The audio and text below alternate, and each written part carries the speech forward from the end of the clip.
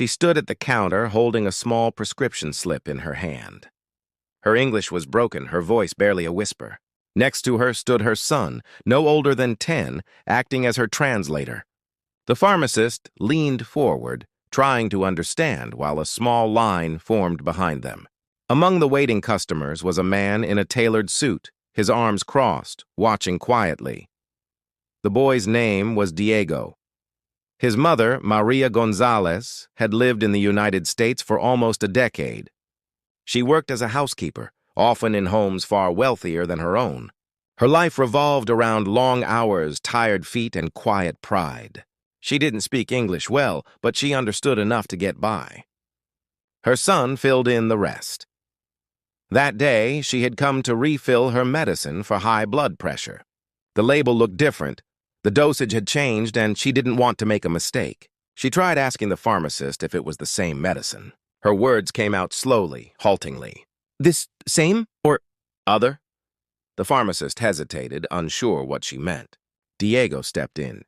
He listened to the explanation and then turned to his mother, repeating each word in Spanish. He used his hands to show what the pharmacist meant by dosage.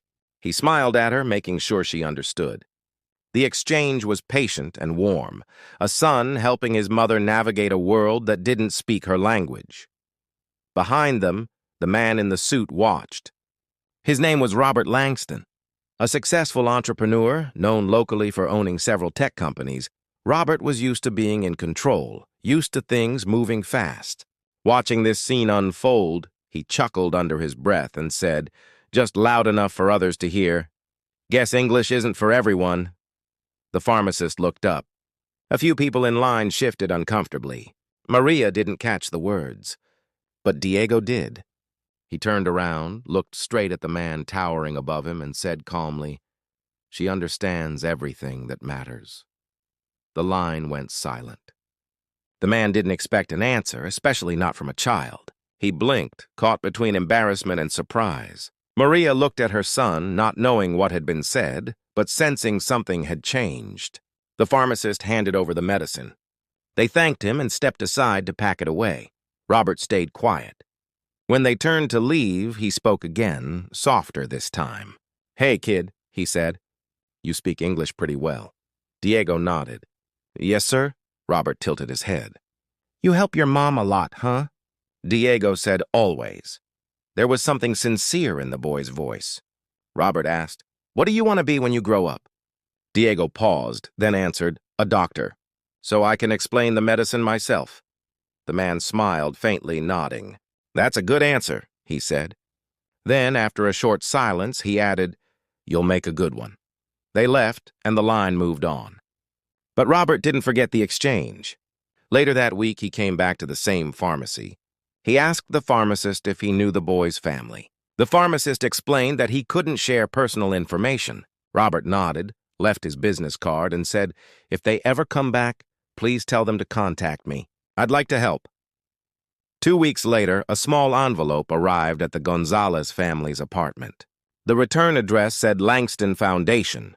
Inside was a handwritten letter and a scholarship form. It read, "To Diego. You reminded me that intelligence isn't measured by how someone speaks, but by how they care. Keep translating, not just words, but kindness. I hope this helps you reach your dream. Robert Langston." Inside was a full scholarship to a private school, enough to cover tuition, books, and transportation. Diego read the letter out loud to his mother. His voice shook as he translated each word into Spanish. Maria covered her mouth, tears forming in her eyes.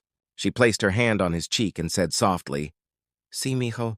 Even hearts can speak the same language. The story spread through the community. A pharmacist who witnessed it shared a short post online, writing only, "A millionaire laughed once but learned twice." It was shared thousands of times. People saw it not as a story of wealth but of humility, a reminder that sometimes the smallest voices teach the loudest lessons. Over time, Robert and the Gonzalez family stayed in touch. He visited their neighborhood school, quietly donating supplies and sponsoring after-school programs. He never mentioned the day at the pharmacy, but those who knew him said he changed afterward. He began funding English language classes for immigrants through his foundation. When asked why, he would say, because sometimes the best teachers aren't in classrooms. Years passed. Diego grew older. He studied hard, driven by the same dream he had told that stranger years before. He wanted to become a doctor, not just to heal, but to communicate, to make sure no patient ever felt as lost as his mother once did. By the time he turned 17, he was volunteering at a local clinic, helping Spanish-speaking patients understand their prescriptions. He had become the bridge he once was for his mother, but now for others, too.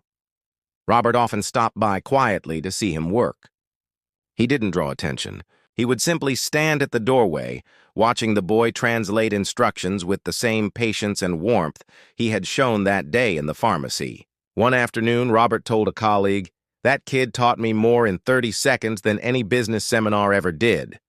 When asked what he meant, he said, "I used to think communication was about speaking well, but it's not. It's about caring enough to make someone feel understood." The two families remained connected. Robert attended Diego's high school graduation. Maria sat beside him, still shy about her English, but proud beyond words. When Diego received an award for community service, he walked across the stage and paused to look at the audience. He spotted Robert and smiled. Afterward, he said quietly, "You were the first person who believed I could do more." Robert replied, "No, Diego. You were just the first one who made me listen." The story of that moment, the laugh, the reply, and the letter became part of local conversation. Teachers used it as an example of empathy. Social workers referenced it when talking about cultural barriers. It reminded people that kindness doesn't always begin as kindness. Sometimes it begins as a mistake. For Maria, it meant something simpler.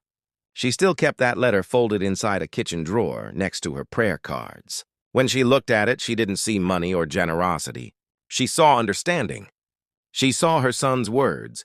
She understands everything that matters. And in many ways, that line summed up the lesson of it all. Understanding everything that matters doesn't require perfect language, wealth, or status. It requires heart. Years later, when asked to describe that day, the pharmacist said, "I remember the sound of the man's laugh, and then the silence that followed. It was like everyone in the room realized what had just happened. Not something bad, but something real." It was the sound of learning. The story ends not with applause, but with quiet gratitude. A child who translated for his mother once translated a lesson for a millionaire. And that lesson, that respect speaks louder than words, stayed with everyone who heard it. In a world where voices compete to be heard, this story reminds us that understanding begins with listening.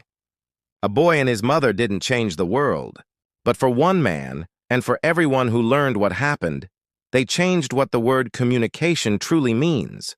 Because in the end, language isn't just words. It's empathy made audible. And sometimes it takes a child, standing in a pharmacy holding his mother's hand, to remind us how powerful that can be.